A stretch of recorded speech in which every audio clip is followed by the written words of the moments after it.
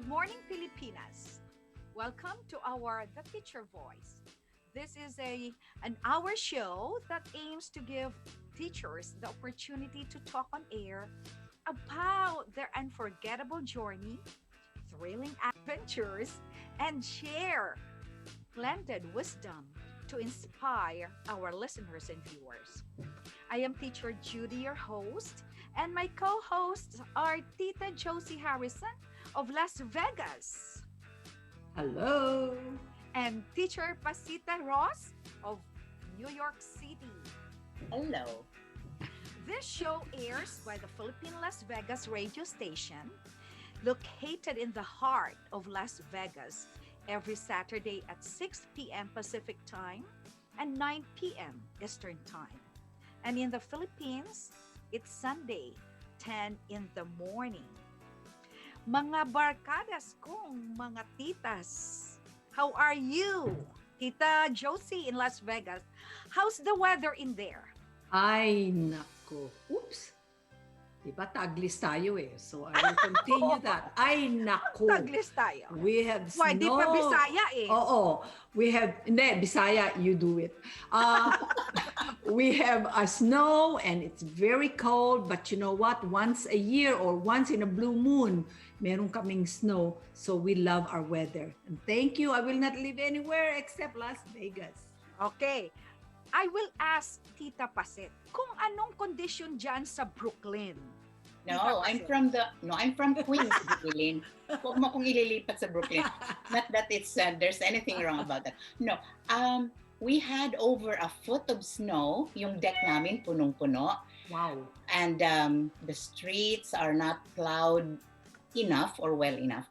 But otherwise, we're very thankful. We're fine. We have some places had outages, pero kami dito, wala kami. So, thank God. Yeah, very good. Oh, wow. Good news. Tita Josie, don't you know na si Mayor Del Basio nag-announce na ang New York ngayon is for emergency state eh. Dahil Oo of the snowstorm. Because of the snow. Yes. Terrible ngayon dito, Tita. Yeah. Since last night until now, and I think until in the morning tomorrow. Right, Tuesday. Tuesday. So mayroon tayong mga i-greet, Tita Paset? You have somebody to greet in the Philippines or here? Okay, I will not name specific names kasi marami sila. You omit one, samang loob nun. Okay, anyway. So I greet everybody, my friends and family in the Philippines at saka dito sa US and some other places in the world where the teacher voice is aired. Magandang umaga, magandang gabi, and how are you all? Okay. How about Tita Josie? Well, I hope everyone, lahat sana ng teacher nanonood sa atin ngayon because this is the platform for all of them to call and watch. If they ever need help, remember Judeline Franco. Ay, ang ganda mo And Josie Harrison. Oh. So we are encouraging actually teachers, Yes. we are encouraging you to listen Yes. and watch this show dahil may mga connection tayo. Ang Exactly. mga ma-connect na naman natin, especially ngayon ang ating guest is a very happy person na teacher ito. That is the reason na dami siyang mga award at saka talagang maro ito talaga. Yeah. Intelligent. So, I will ask later na si ma'am namin we will give you time to greet your friends Yeah. also. Mhm. Tita Pasit, Tita No, Josie, I Tita think will Josie. be the first one to read the bio. Okay. Nako, you have to bear with me because I have a new equipment right New here, gadget. magnifying glass. May When you reach the age of 74 years old, your eyes is not as good as when you were 18. Wow, you are very blessed to be 74 years old. You're looking great. Thank you. Yeah. You know, that's the reason why I said that because I just want to hear your feedback. All right. Okay, here we go. Maro. Okay. Here we go. Early years, nights used to be dark and full of terrors. Oh. Now they glimmer with the light of hope and power. Wow, that's so Early beautiful. years and education in the Philippines, she grew up in a humble abode in a barrio in San Juan, Ilocos Sur. She had a few small dreams for a better living, a successful career, and a meaningful pursuit of life. Yes. In school, she was a student leader, a model for the next generation of leaders, an active awakener. Mm. She graduated cum laude with degree of Bachelor's of Secondary Education, major in General Science from the University of Northern Philippines in Vigan City. Ilocos Sur, she has master's degrees in Education Management from the University of Northern Philippines, two in Science Education from Philippine Normal University, and three in Biology Education from the Ateneo de Manila, a university as an outstanding graduate. And to continue, in the United States, she has successfully completed advanced studies in STEM, that is science, technology, engineering, and mathematics, from the New York Institute of Technology. She also has advanced studies in teacher leading teachers from Stanford University. And also, she has an MS in science education from Adams State College in Colorado, a postmaster's in curriculum and instruction, and also in leadership and accountability. She has a doctor in education, major in curriculum and instruction from Capella University in Minnesota. Now, some of her achievements and awards are: first, she is a renowned presenter and lecturer in local, national, and international settings. She is also a recipient of various grants for advanced studies in STEM from New York Institute of Technology. She has an Astor Fellowship in China sponsored by New York University and a Hollyhock Fellowship from Stanford University in California. Her awards include, this is not all actually, she was a finalist in the New York City Big Apple Award in 2 years, 2013 and 2020. She was also a finalist, one of the five, in the Outstanding Teacher Leadership Alumni Award. She also got the award of an Outstanding AP in New York City. And in the Philippines, she garnered the Gawad Floro Crisologo Award from the University of Northern Philippines. I think that's in Ilocos Sur. And also, she got the most prestigious Dr. Jose Burgos Achievement in Education in Ilocos Sur. That's against superintendents and other luminaries in education. Your turn, Judy. Currently, she teaches advanced placement courses in psychology and environmental science, living environment and forensic science in Bronx High School for the Visual Arts for 15 years. She is married to Gabriel Adalia and has two children, the elder a college graduate and the younger is now a third year college student. Ha! It is my pleasure to introduce to you, ladies and gentlemen, Dr. Rowena Renon-Adalla, Doctor of Education. Good evening, Rowena. Hello, good Evening po. evening. Ano pala to? It's a deposit of all the masters and when it comes to education. So how Wala, many masters? walang nagawa. Ay, walang nagawa, no? Pwedeng ipamigay mo yung isa o dalawa man lang, ano? You Oh, still have ibigay plenty. niya na lang siguro sa amin. Yeah, I Ganyan po ang know. pagmamahal ko sa pag-aaral. Oh, I am really a lover of learning and I'm a believer of learning is a never-ending process. Yes, Yes. correct, oh, correct. Yes, I that's agree. true. So, Rowena, before we will grill you of many things, we would like you to know, baka mayroon kang mga friends sa Philippines na at saka dito na i-greet natin. Um, Unang-una po sa lahat, thank you very much for inviting me. It is an honor to share my story, and I really feel humbled. And the success or the stories that I will be sharing you is actually not only my success, but of course my family's success. Yes, I And agree. my friends who actually from time on that I have met them until now are still believing in me. So I would like to greet them and say thank you to them. I cannot mention all of them, but Right. you know who you are, most especially Gamay who actually uh, introduced me to you, Tita Judith, about this program wherein it is an opportunity for me to share who really I am. Yes. Ma'am Gamay, there in Bacolod City. Thank you for introducing Rowena to us, to me.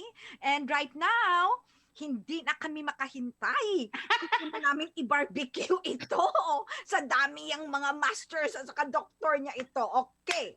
We, I want to ask you, saan ka ngayon naka-base? Dito po ako sa Bronx. Oh. I'm teaching now for 15 years in Bronx High School for the Visual Arts. Actually, I first started teaching in an alternative school that's like a year and a half. And I said, this is not the world where I supposed to be I am. I think I want a more challenging school setting. So I decided to move to public school, and that's in the Bronx High School for the Visual Arts. Okay. So ang mga students mo, what kind of level they are? I teach actually various levels, but mainly ninth graders because I have 4 classes of living environment, and I have 3 classes of AP classes, that's psychology and environmental science. So those are 10th and 11th grade students. Okay. And most of them are multiracial. Mm. So siguro, before we will continue and these two beautiful ladies will grill you, I want you to share to us first your journey from the Philippines. How was your life as a teacher before in the Philippines? As a teacher, akala ko umpisan ko sa pagkapanganak ko eh. Hindi po kakasya ang isang oras nito. My life as a teacher actually, when I first graduated in college, I didn't have my board exam yet.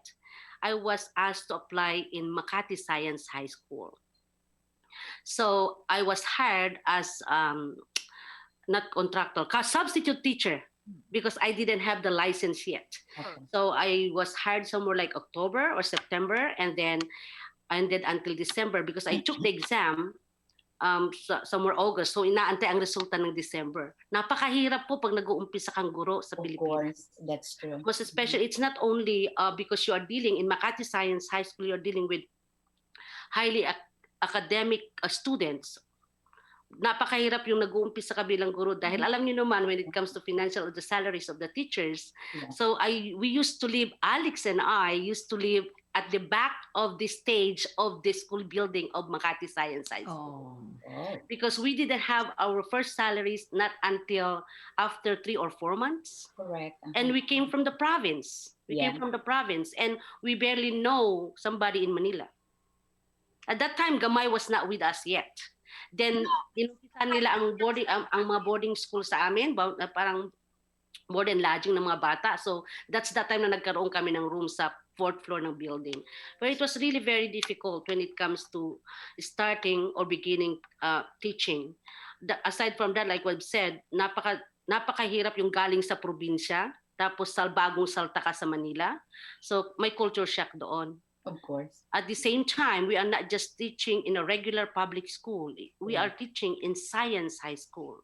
So pagdating naman sa pagdidil mo sa mga estudyante, hindi naman dahil mababait ang mga estudyante, wala kang problema. Pero they have to challenge you intellectually. You have to be like chapters and chapters in advance before you have to face them. Kasi kailangan nabasa mo ang buong libro bago ka magsalita dahil marurunong ang mga batang ito. These students are scholars of Makati City. Opo. Correct. They are provided with everything. Well provided selected. All they have to do is to study. Pag nasa galing, pero hindi lang galing ng Makati. Educator Makati Science High School. That's why mayroon kaming board and lodging because some of our students come from different provinces still. Yeah. Wow. So you're much like the Makati Science High School is just like, the Philippine Science High School, the specialized science high schools in the Philippines. Oh, So is hindi there po sa is there a lot of the oh go ahead. I'm Is there a sorry. lot of difference from the student in the Philippines and the student now comparing at that level? With the students that I have right now compared to them, tita, it's way, way different. Because ang challenge natin sa Pilipinas, as I perceive it, is so different from our challenge here as teachers. Because in here, aside from, sa atin sa Pilipinas, hindi natin problema masyado ang social emotional learning ng bata. Right. Dito, napakalaking Grabe. problema yan. You Yeah. have to integrate in your lesson every single day, especially ngayong pandemic, pero kahit hindi pandemic, you really have to make sure that students are socially and emotionally stable. I see. Right, right. So isang challenge yun.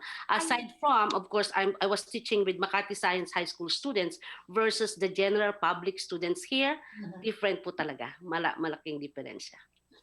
Do you feel more freely given, I don't want to use the authority, but given that feeling that you are in authority while teaching, is it more of a free, how will I say that? Do you feel more free in the Philippines to act accordingly, or here in the States you always have the, wait a minute, is this right? Or you know what I'm saying?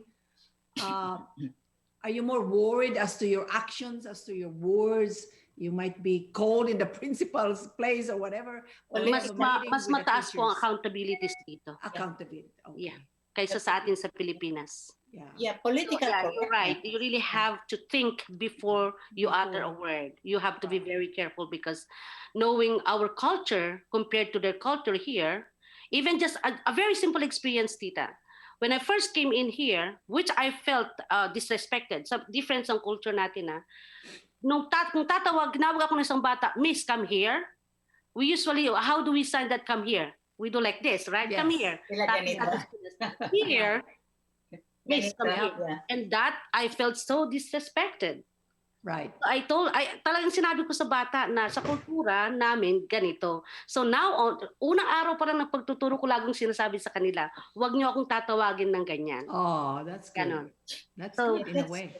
Yeah, you also have to first educate them Yes. about your culture because we have different cultures and it will help them understand that Yeah, because especially now, tita, that we are required to do culturally responsive pedagogy. correct. That's right. That's right. And politically correct too. That's one thing. Lahat. Yeah, Lahat dito. Maraming accountabilities dito, tita. that is true. But Were you ever called for a consultation, should I say? Yeah, Did you have any experience that the parents came in and correct. filed up a complaint Every year against po, you? I have to deal with really? that. Huh. I have to deal with that every year, especially the ones that are coming from Middle East. Yeah. That you yeah. can partner a female to a male when you are Yeah. doing learning bodies and everything. Now, so parents would come in, okay? It's not very tragic in the ending, but of course, because like I told them, I have to know your culture too, because honestly, I don't know anything. So it's really very important that you have to know where your students are really coming from. Exactly. Yeah. Every year po, lagi po akong may patawag ng May principal. patawag. Pero at the end of the day, these parents would come to me and hug me and say thank you. Oh. And my student is very lucky that he or she has you. Yeah, correct. That's good. Yeah. That's good. I have a question, Rowena, because as I read here, you are teaching right now advanced placement courses Advanced in placement. psychology, and your psychology knowledge and expertise. How does it help you teach students? Ang dami pong naituro sa akin. But first thing is, it was very challenging. It's my third year or fourth year now teaching psychology. But first thing, ang dami kong Wait first. I'm sorry. Where do you teach psychology? AP psychology. Okay. All In right. high school. So basically, nung una, nahirapan ako.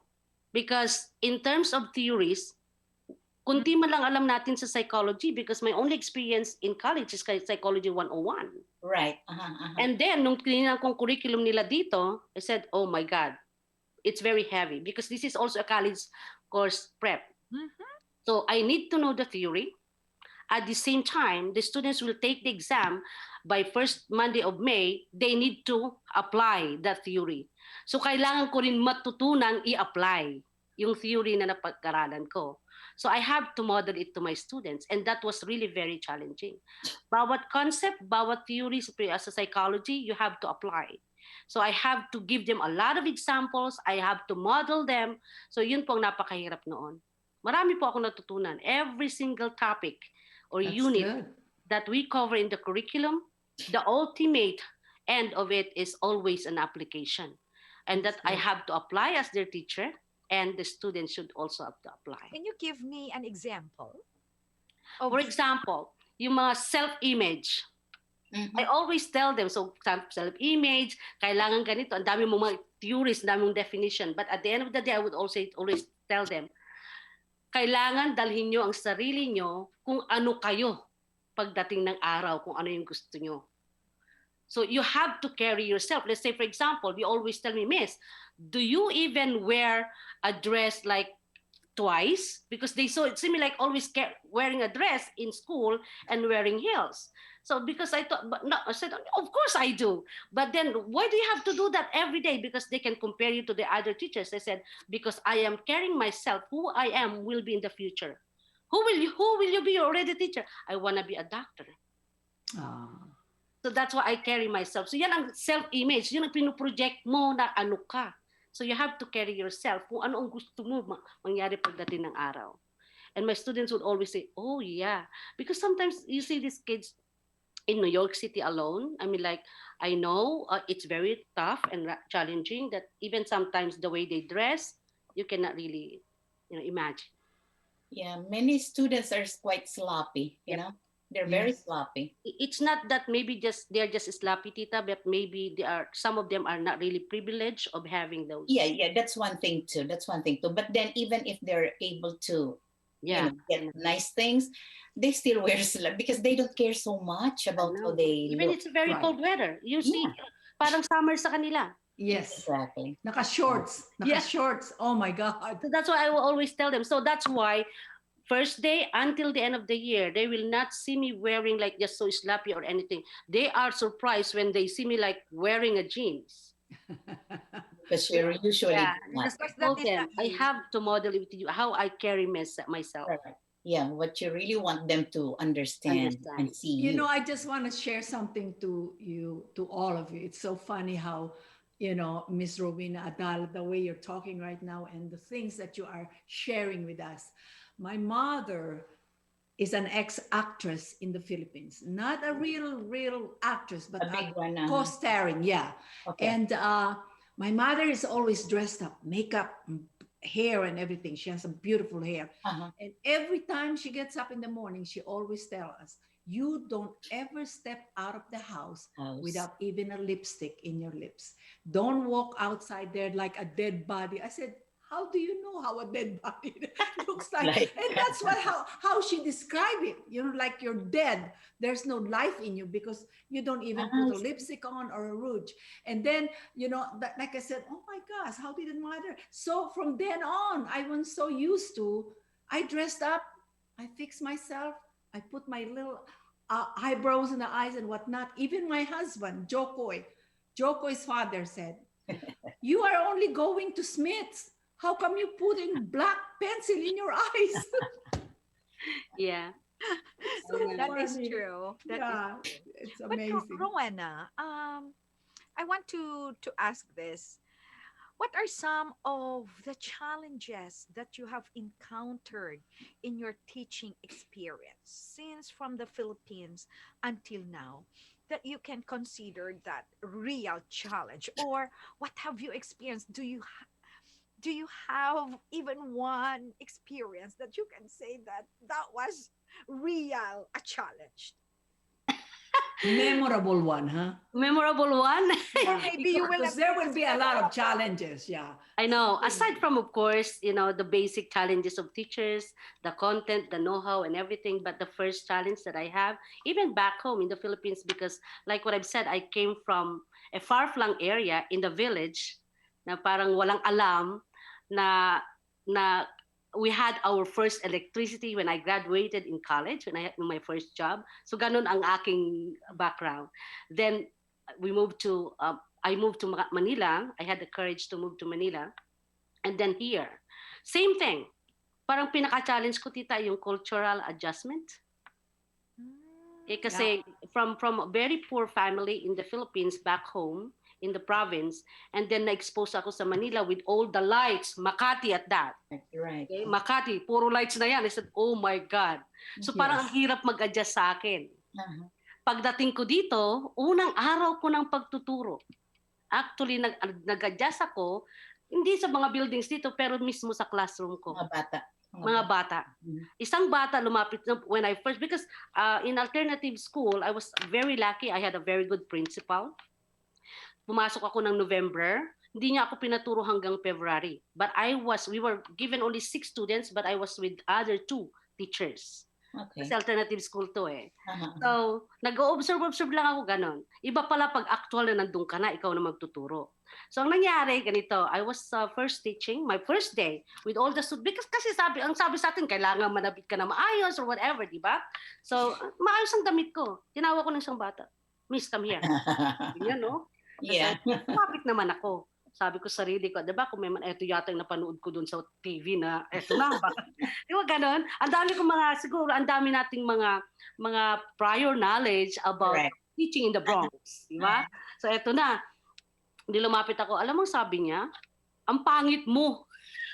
Okay. Oh, wow. Okay. Sabi ko, oh my God. Siyempre sa atin, pag sinabi ang kadiretso ang pangit mo, you are very reactive. Pero dito, kailangan i-hold mo kasi hindi ka pwedeng sumagot, hindi ka pwedeng... lang yan. Okay. Yeah. Tumalikod ako, then talagang ang sama ng loob ko. Of course. Sabi ko, parang kailangan I have to deal with this. Kasi iba palang kultura ng mga batang ito. Kailangan maging assertive ka rin sa sarili mo. Kasi yung pala, itinetest ka na. Tinetest ka. Bumalik ako sa kanya. Sabi mo, pangit ako. He told me, I'm ugly. Yes. Ganyan siya talaga. Ang laki niya eh. Okay, lalaki. Babae. Babae. Tapos, How old? like, she's 10th grade, 15 years old, 16 years old. Those are the Then sabi challengers. you know what? In the Philippines, I'm a beauty title holder. And then she said, what's beauty title holder? You know, Miss Universe? Miss America? Yes, I am one of those. And then, oh, yes. And yes, I said, and then tapos ang sabi niya, paano ka naging kasi if you have the beauty and if you have the brains, pwede kang sumali doon. Hindi ko lang sinabi ka requirement ang height. Oh, really? Yes. How about you here? Do you have the title here? No? Look at yourself in the mirror. Good for you. Ako. Good for you. Ako rin ang pigilan. Look at yourself in the mirror. Tapos tumalikod na ako. Turo na ako. Kinabukasan, nagdala ako ng perfume. Na yung mga sa dollar store lang. Yeah. Sa kanya. Sinabi ko sa kanya, para sa'yo to, sabi ko, gusto ko magpasalamat na ni-remind mo ako na kailangan palang assertive ako sa sarili ko.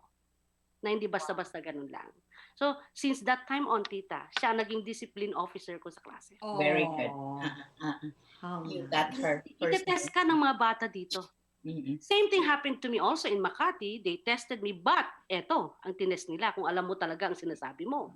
Pero pagdating dito, itetest ka talagang buong katawan mo. Titingnan nila, suot mo, paa hanggang ulo.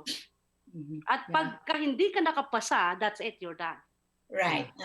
You will never have their attention and their cooperation. You'll never get that from them. That's why on first day pa lang, I'll make it sure na makuha ko na sila kaagad. And I talk about my culture. Exactly. May mga sinasabi ako sa kanila, kagaya pagtawag ng ganyan.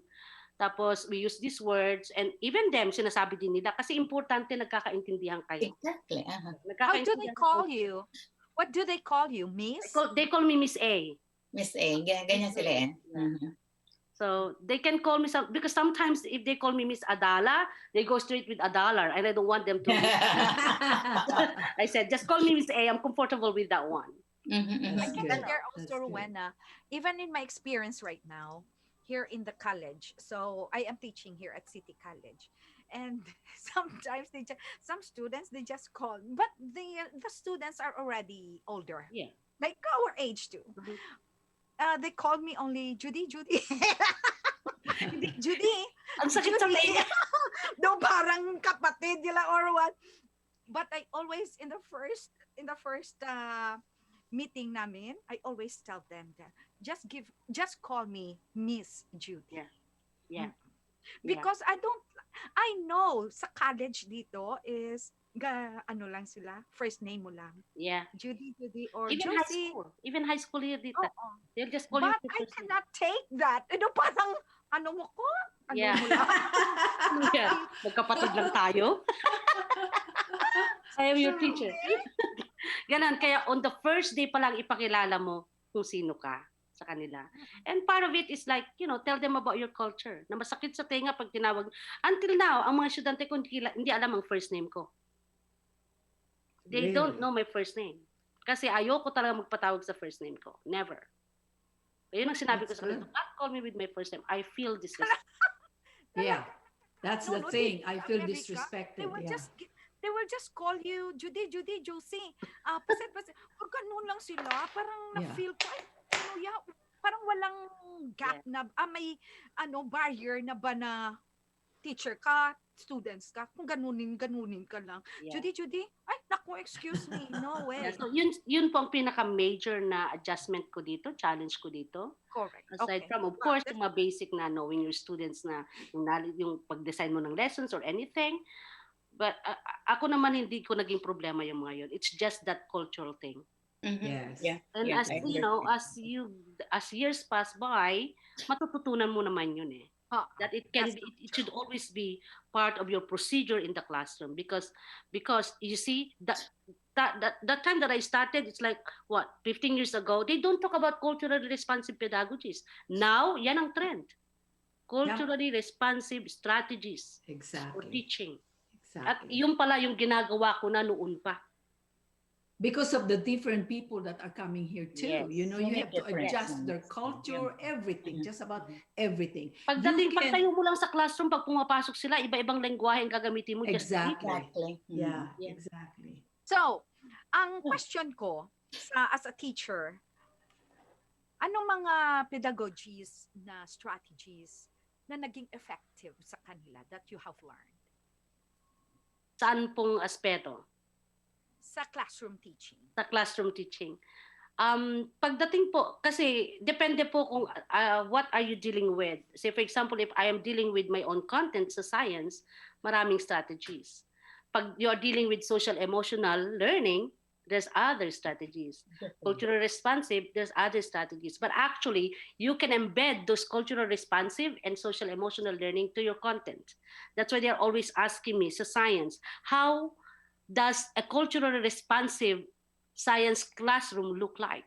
Okay. Yeah. How does a social emotionally learning strategy fit into a science classroom?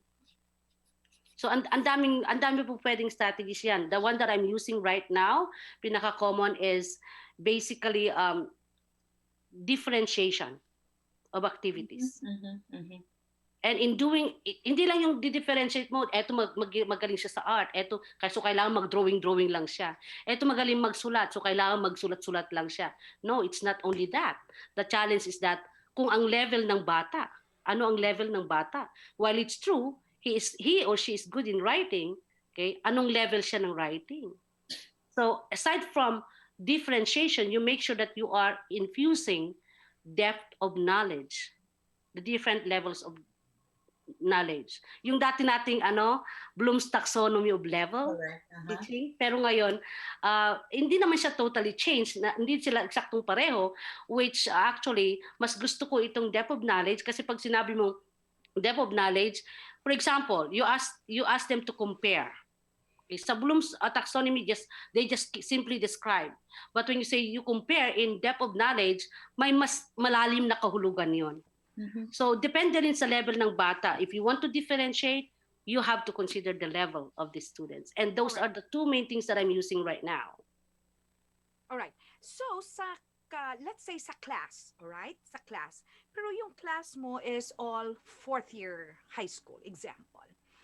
Paano mo, paano maka-teach ang isang teacher sa strategy na dinidifferentiate mo ang kanilang skills? Dahil you are teaching, in that day, you are teaching whole thing.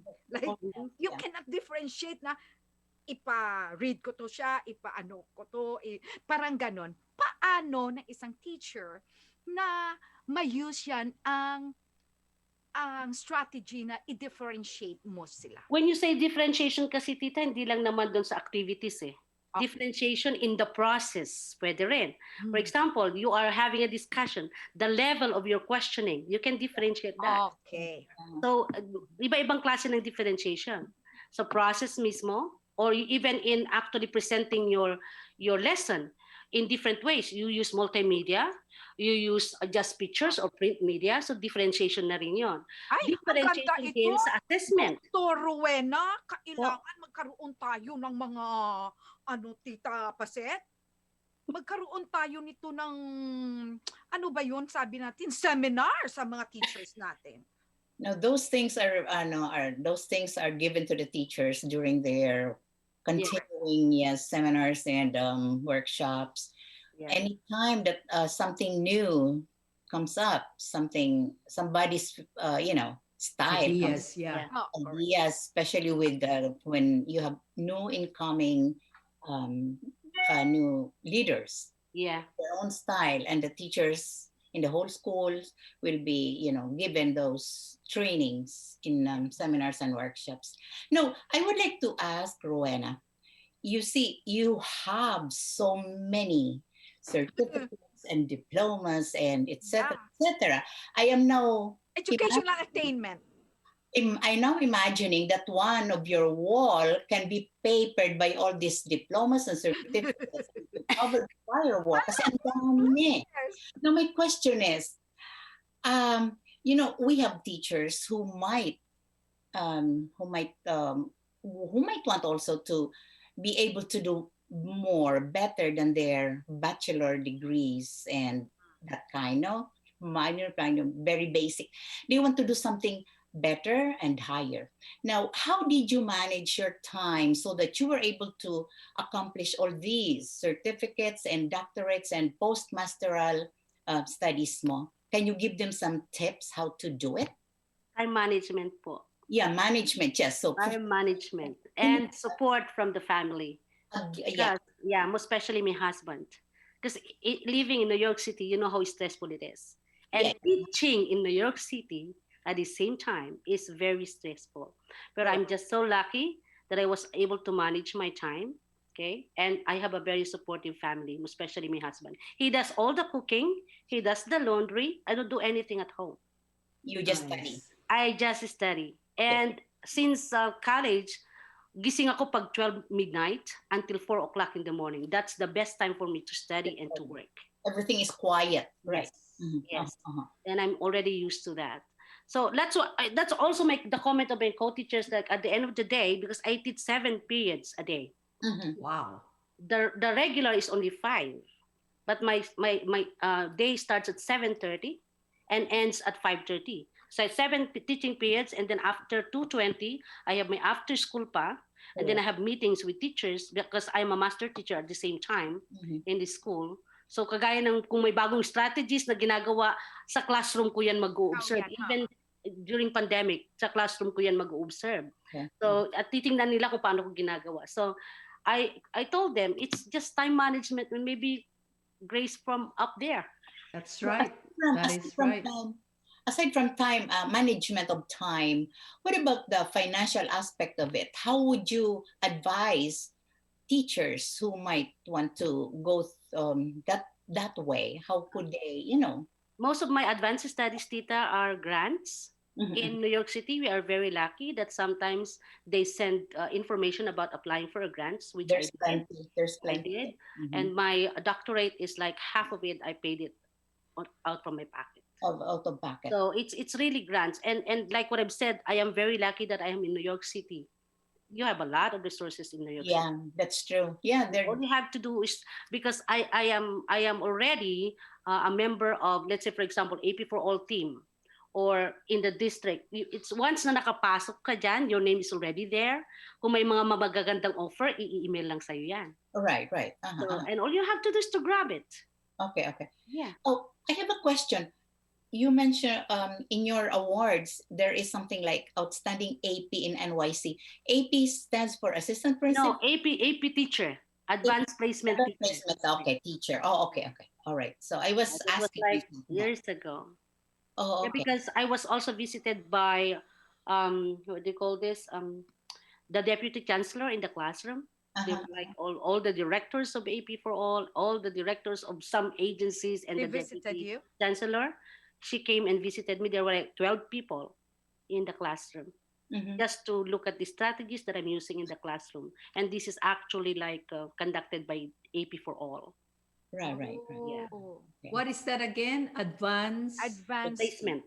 It's like a advanced. placement. college prep course, Tita. Yeah, uh-huh. I That when they see. pass the exam and they apply to, let's say, CUNY school, that is credited. Related So wala na silang, say for example, psychology 101. So it's like we are preparing them actually cognitively, the skills, at the same time saving money in the future because they Correct. don't need to take that class again.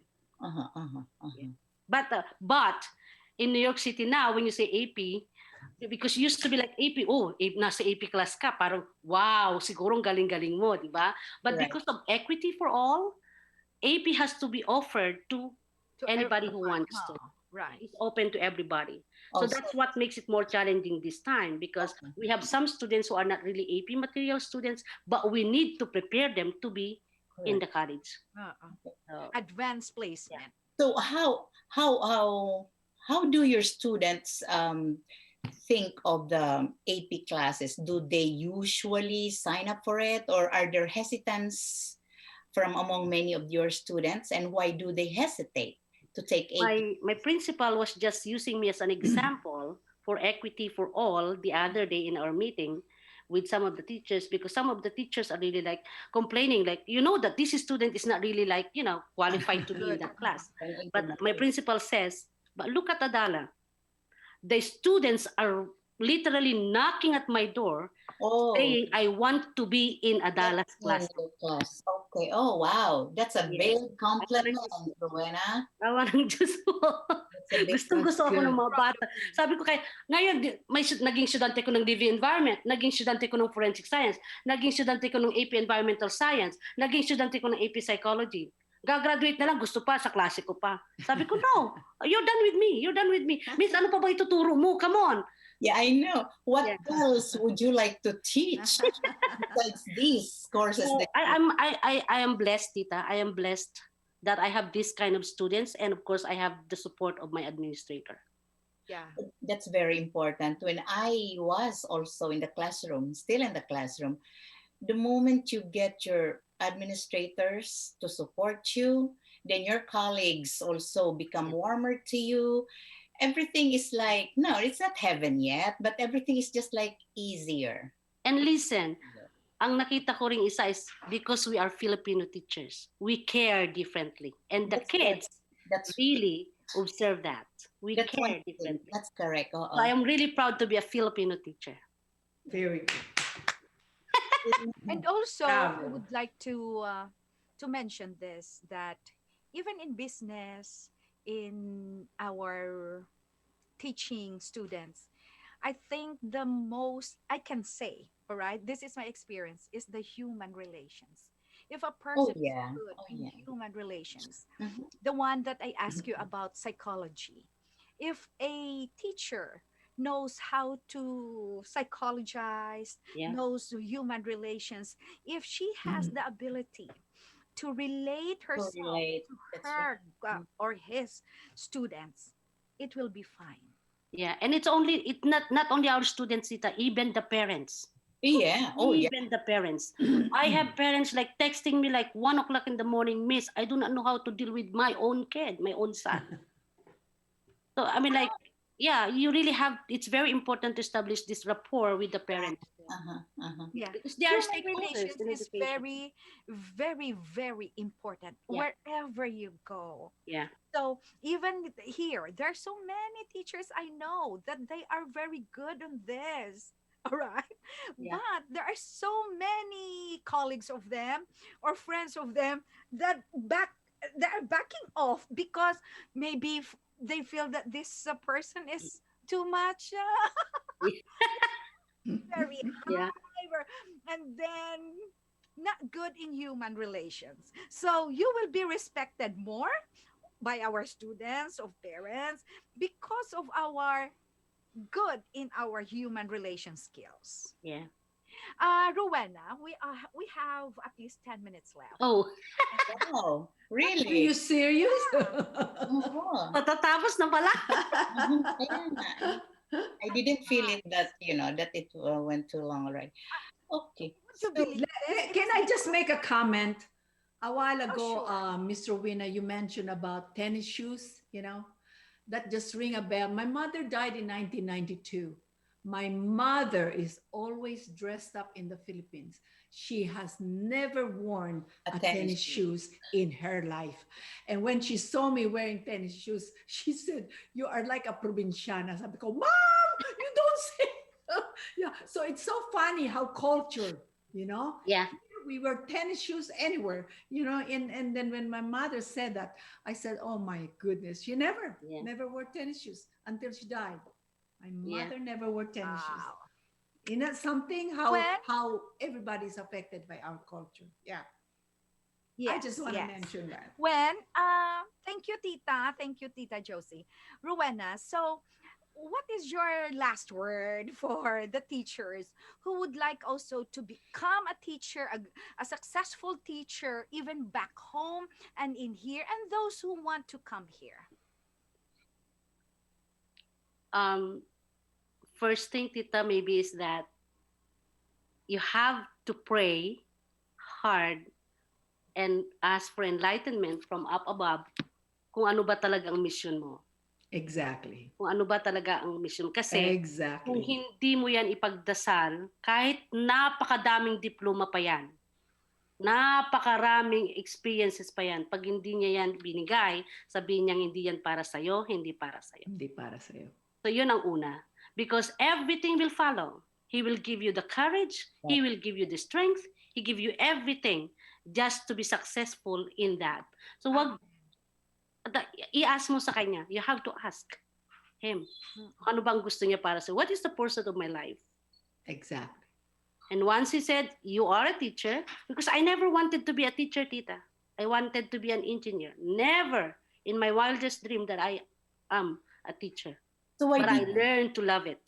why did you become a teacher Sa instead? hirap po ng buhay, Tita. Oh, okay. Pareho tayo. I wanted to be an engineer too. I wanted to be an engineer. Sabi nila, Sa mag-teacher hirap ka ng na lang. buhay, ito lang yung available na scholarship. I passed the scholarship. Ang kurso lang na dapat mong kunin ay teacher. So sabi ko, oh my God, talagang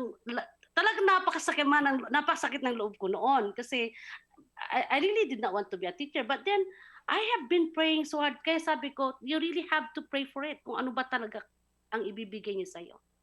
Yeah, to show you the way. He Wow. showed me the way. He led me the way. He gave me the strength. He gave me the patience and the passion. Now, I am reaping that patience and the passion. Napakadali na lang po. Napakadali. Very good. Yeah. Very good. Well, now we are very blessed also that na, ang alok namin that you will be with us tonight.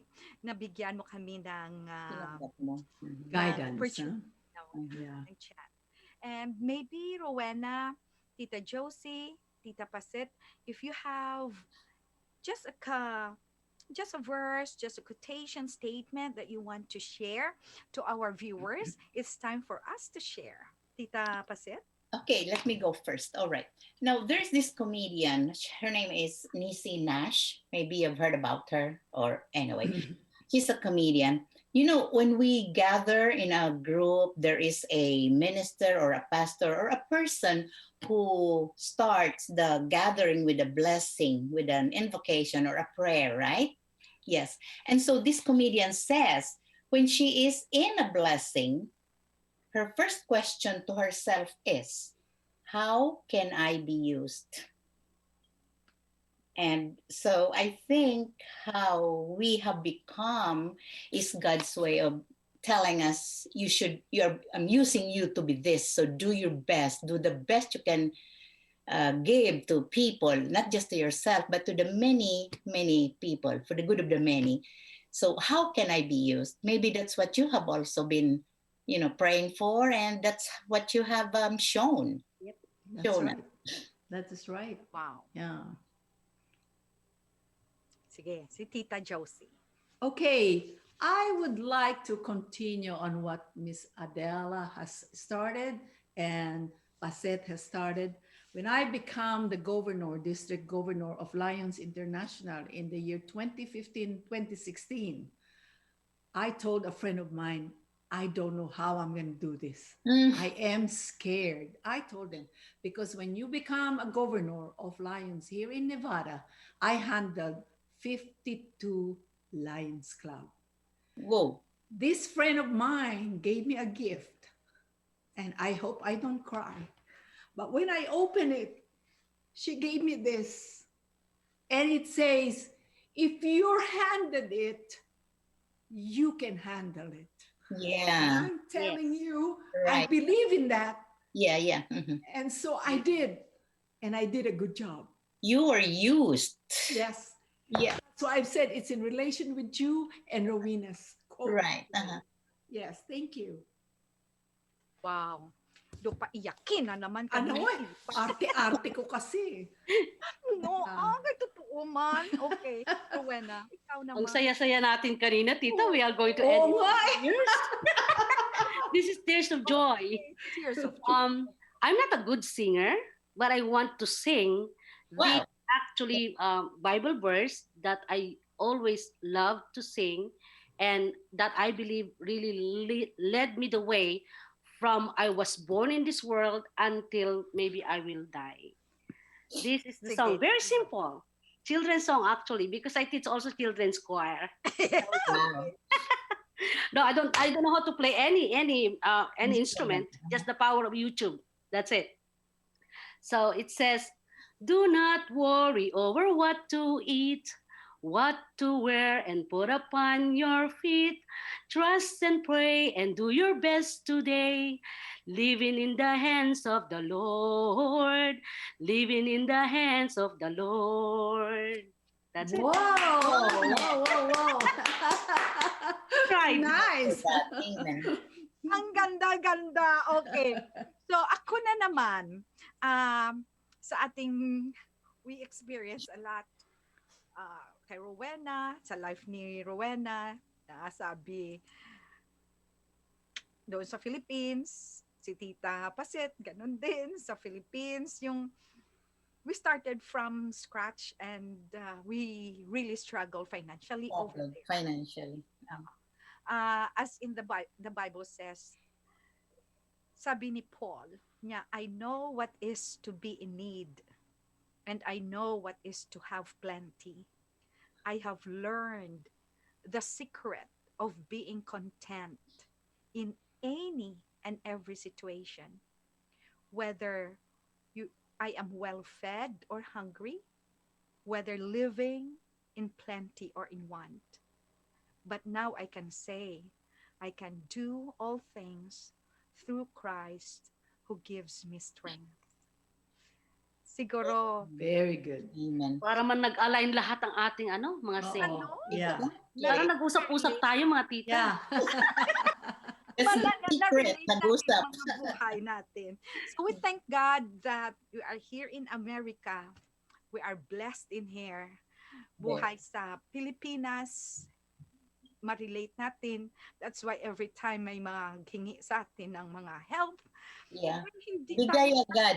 Yeah. Magbigay. Magbigay. dahil Even though sometimes they think that we are just picking the dollar from an apple tree. Tree. That's right.